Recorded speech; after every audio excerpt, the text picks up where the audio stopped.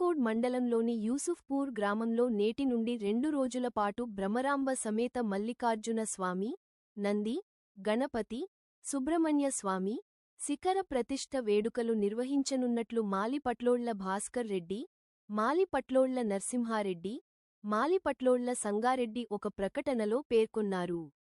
నేడు అఖండ దీపారాధన, గోపూజ, గణపతి పూజ, స్వస్తి పుణ్యహవాచనం, అంకురార్పణం, ఋత్వీకరణం, నాంది సమారాధన, పంచగవ్య ప్రాసన ప్రధాన కలశ స్థాపన, మంటపారాధన, అగ్ని ప్రతిష్ఠ, మహామంగళ హారతి పూజా కార్యక్రమాలు ఉంటాయని తెలిపారు. ఈ కార్యక్రమానికి బీచ్ కుందకు ఆశ్రమానికి చెందిన సోమలింగ శివాచార్య స్వామి, ధనసిరి ఆశ్రమ వీరేశ్వర శివచార్య స్వామిజీ, సద్గురు బండయప్ప స్వామిలు ముఖ్యాతిథిగా విచ్చేస్తారని, భక్తులు అధిక సంఖ్యలో రావాలని కోరారు.